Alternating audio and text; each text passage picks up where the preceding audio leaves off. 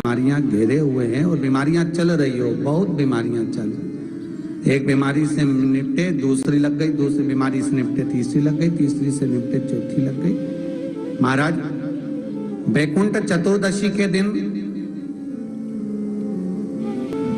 तंत्र विद्या, देव विद्या, अघोर विद्या, रतन विद्या, सारी विद्याओं का स्मरण वैकुंठ चतुर्दशी के दिन अच्छी अच्छी विद्या सब नारायण और शिव का स्मरण करती है महाराज।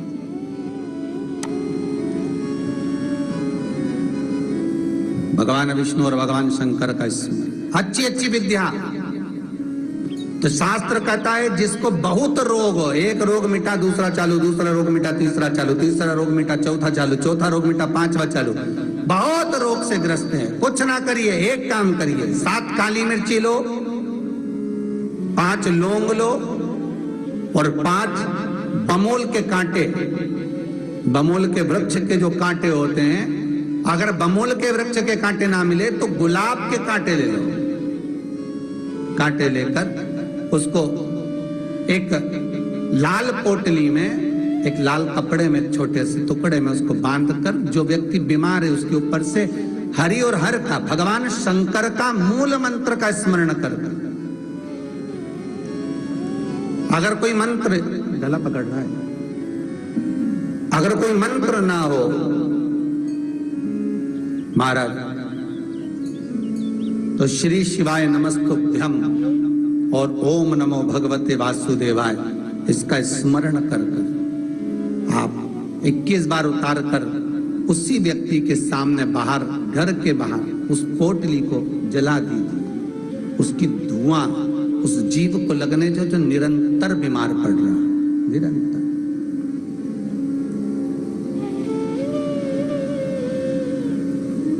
बीमारियां धीरे धीरे छूटने लगेंगी महाराज।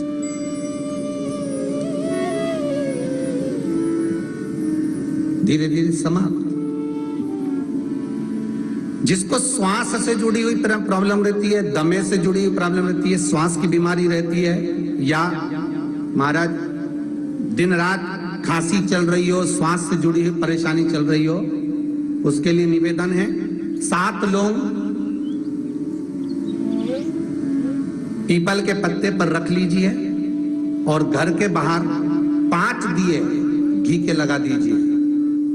जिस व्यक्ति को श्वास ज्यादा चलती हो, खांसी ज्यादा चल रही हो, दमा भरा रहा हो, उसके लिए वैकुंठ चतुर्दशी का ये उपाय अवश्य करिए। 5 लौंग या 7 लौंग या 11 लौंग या 21 लौंग, जितनी आप निरंतर एक एक लौंग कर कर खाना, जितने दिन आप खा सकते हैं, पीपल के पत्ते पर रख दें। और वैकुंठ चतुर्दशी का जो मूल मंत्र है, उस मंत्र को आप लिख लीजिए, उस मंत्र का स्मरण करिएगा। ओम हीम हा, उस पे ई की मात्रा, अम की बिंदी, हीम। ओम हरिणाक्षाय, हरिणाक्षाय नमः शिवाय। एक बार सब हमारे साथ में बोलें, ओम हीम ओम हरिणाक्षाय नमः शिवाय। बस इस मूल मंत्र जो स्कंद पुराण में वैकुंठ चतुर्दशी का मूल मंत्र कहा गया है, इस मंत्र का 21 बार स्मरण कर कर लौंग को उठा लें और उस लौंग को वापिस लेकर आ जाएं। एक एक लौंग कर कर सुबह या शाम में कभी भी खाना प्रारंभ कर दे। धीरे धीरे दमे की बीमारी में, खांसी में, श्वास में आराम मिलना प्रारंभ हो जाता है।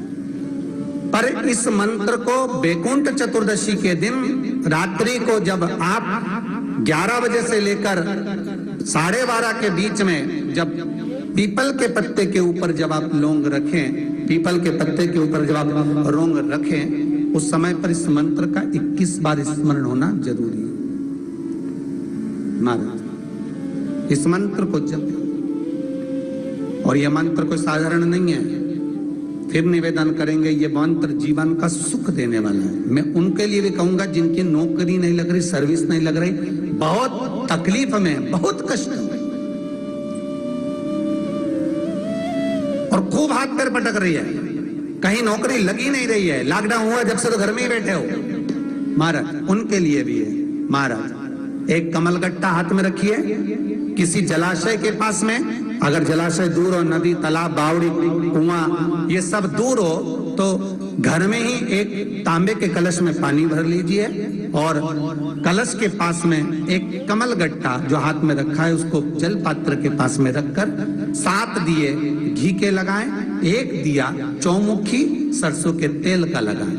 महाराज उसको रख लें और कमल गट्टा पास में रखकर जो मंत्र अभी आपको बताया, ओम हीम ओम हरिणक्षाय नमः शिवाय, इस मंत्र का जप करें 1 माला और अपनी कामना कर वो कमल गट्टा अपने साथ में रख लें। जब किसी एग्जाम को देने के लिए जाएं, जब किसी इंटरव्यू को देने के लिए जाएं, वो कमल गट्टा आपके साथ लेकर जाएं, आपको सफलता प्राप्त होगी। जब फॉर्म भरें तो उसको अवश्य, सहज नहीं है महाराज वैकुंठ चतुर्दशी।